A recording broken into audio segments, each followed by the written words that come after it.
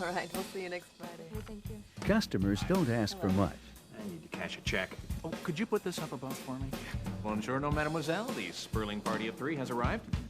They just want to be treated like guests in your home. Hi, kids. Hi, sorry, we're How's it going? Listen, we You have a can't stay natural home. or like a vintage roof wreck or something. Happy birthday. Yeah, happy whatever. Where's the bathroom? Down the hall. Your guests don't start out wanting to be difficult. But there are times when even your best customers Can I help whoever was next? That'd be me. What can I do for you? can turn into your most difficult guests. I need a room. Your customers might arrive distracted. You bet we got seats. Big, fat, leather, first-class seats. They might become disappointed. 14 peanuts. This is a meal. It's your meal. There was a little mix-up, and I kind of lost my credit card. So your I was hoping- account was delinquent. Or, given the right dose of elements, Do you have another credit card, sir? This one bounced. any one of your guests can be transformed from an easygoing, well-adjusted guest into an unruly beast called the Disruptive Guest. no matter how difficult a guest might be. The goal with every customer is to make the relationship last. So they were waterproof? Listen. They're not waterproof. They shrank. I'm really sorry about what happened. Apologize. Why don't you let me pull your file and we can go over Solve. this line by line right now? Please, when you're back in town, do come in and join And me. thank. I'll speak. The difficult guest, understanding and serving difficult customers. Because your most difficult guests can become your best customers. This program includes the motivational film, a separate role-play training video, and an extensive workbook and user's guide. Additional workbooks and user's guides available separately. Darling, we have guests. Guests. We have guests! Produced by Media Partners Corporation.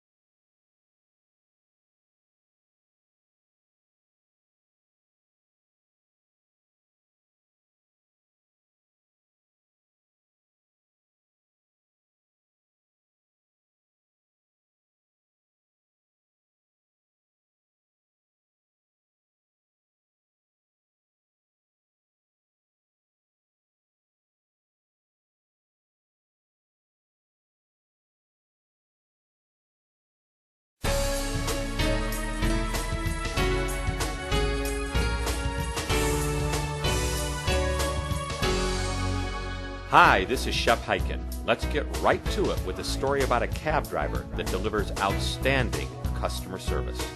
It was in Dallas, Texas, middle of the summer, 102 degrees, sweltering. And I just finished a program just like this. I walked out of the convention center dressed like this, had a couple of heavy suitcases, and I was in luck because up was pulling the taxi cab. Out jumps the driver. He comes around to take my bags. Let me describe to you what he looked like. Cut off shorts, a sleeveless shirt, messed up hair. Hadn't shaven in maybe a week. For all I know, he hadn't showered in a week. I look at this man and I think to myself, this is not a moment of magic. This is a moment of misery. Why? As I look at him, I'm thinking, what does the inside of that taxi cab look like? I mean, look at him. You know it's dirty and grimy in there. You know there's no air conditioning. It's probably broken. I'm going to get into this moving sauna, and 25 minutes later, I will be drenched in sweat. The suit will be wrinkled for the day, and about the time I actually get out of the cab, a little spring's going to pop through the vinyl seat and rip my pants. So I look at him, and he looks at me, and he says in this deep Texan accented voice, sounded nothing like the man that I was looking at, and I can't even get as low as he can go, but I'll try. He said, "Get in the cab.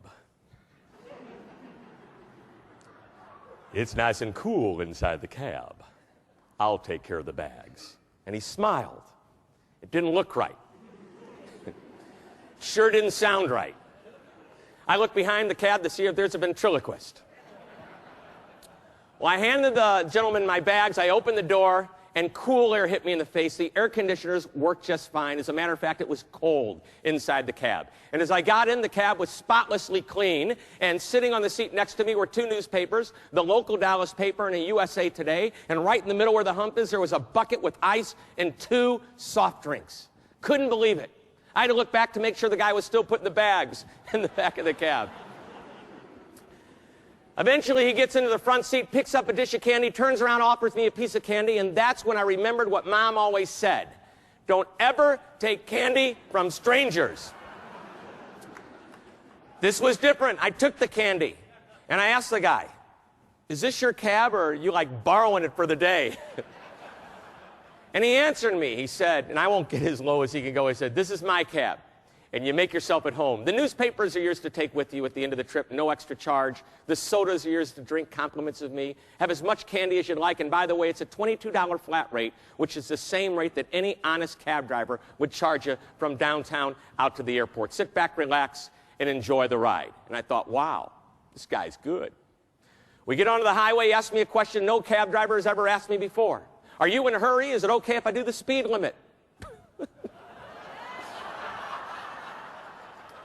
by that time, I was reading a newspaper, drinking a soda. I said, take your time. Then we start to talk to one another. He asked me questions like, where are you from? What do you do for a living? We start to converse. And then he asked me if I'd ever seen the famous fountain at Las Colinas. I said, I'm not sure. He said, he described it to me. I said, you know, I've seen a picture. He said, then you've got to see it in person. And he started to get excited. It is right on the way to the airport. If you've got an extra few minutes, I would love to show you the fountain. Just to block off the highway, and I'm not going to charge any extra money. It's a $22 flat rate from downtown out to the airport. And it's not only the most beautiful fountain in the entire Dallas area, it may be the most beautiful fountain in the entire United States. Would you like to see the fountain? I said, show me the fountain. I was getting excited. A mile or so later, he pulls off the highway, and there it is, the beautiful fountain. And he jumped out of the cab, and he pulled me out. He said, look at that. Is that the most beautiful fountain you've ever seen? I'm thinking, you're strange, man. It's just a fountain. But for those that aren't familiar with it, larger than life-size statues of horses galloping across the water, and where their hooves are hitting the water, it's splashing up. And I swear, as you look at these horses, these statues, you can sense energy and motion. And if you didn't see the big buildings behind this mountain, you'd swear you were looking out on the prairie at horses running across the water. And he goes on and on about it. We're back in the cab. We're on our way back to the airport. And he asked me for a business card because he collects the cards of the people he works for. And we exchanged cards. And he said, the next time you come back to Dallas, you call me. You let me know what time, what flight, what airline. He says, I will be there. I won't charge you any extra money. It's a $22 flat rate. But I will treat you like a limousine driver. I will park the cab outside. I will walk inside. And when you go over to get your bags, I will be standing there with open arms, ready to help you out. He said, don't worry, you'll recognize me. So we get to the airport. It's $22. He gets a huge tip. And I love telling this story because it started out to be what? A moment of misery. Very good. But it quickly turned into a moment of magic. Because with the exception of the first impression, he not only managed the moments of truth along the way, he created some moments of magic as well. He had the sodas, he had the newspapers, he had the candy, and that little trip to see the fountain. I mean, I couldn't wait to see what we were going to do the next time I came back to Dallas. You know, shopping at the new mall. Well, I can go on and on about Frank, but I'm going to tell you that's not the best part of the story. Now, as Paul Harvey would say, here is the rest of the story. 4 days later, I'm in my office. I open up my mail, and there's a thank you note from my cab driver, Frank. Unbelievable. How often do we receive a thank you note from a cab driver? You know, every Christmas, I get a Christmas card from Frank and his wife.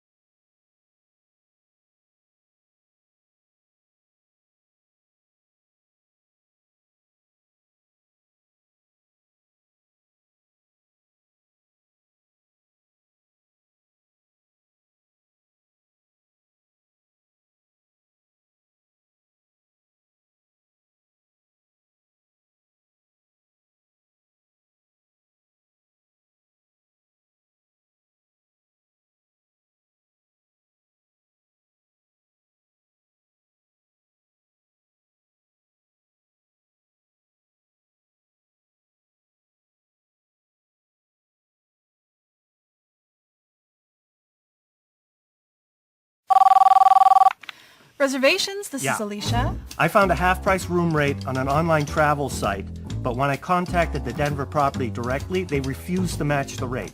What kind of stupid policy is that? Welcome. Checking in? Welcome? Really? Welcome is free parking, not what you guys charge. Good evening. How can I help you? Get your supervisor. Is something wrong? Was I unclear? Get your supervisor. If you work in the hospitality or leisure industries, chances are you've heard people say some pretty interesting things. Sometimes odd things happen to ordinary people when they believe they're not getting what they deserve. Whatever the situation, if it is your job to help them, you're bound to be on the receiving end of some awkward comments, some difficult requests, and some just plain grumpy people. The truth is, there's not a lot you can do to stop it, but it's still part of your job to try to make things right. It's called customer service recovery. Sitting here waiting. Guests are going to be who they want to be, and they're going to say what they want to say. The question is, when it happens to you, will you find the right words at the right time? Let's begin with some of the most common situations where a guest is frustrated by your service or your quality. Hi, how's your food? Did we get your sandwich right? No, not at all. I've just been sitting here waiting. Everything has too much salt on it. It's making me sick. No way. $62 in incidentals? I had a Diet Coke from the Honor Bar on the first night and nothing after that. $17.95? I watched 10 minutes of that stupid movie. I'm not paying this. Hopefully you don't hear comments like these every day, but when you do, the trick in responding to them is to realize that for the guest, they are a unique problem that concerns them greatly. Instead of adding to their troubles, your words can begin to turn their frustration into understanding. The words you use will change with every situation, but the signals you send your customer should remain consistent. Now, there are 3 signals every customer needs from you. I care, I understand, and you can trust me to take care of this.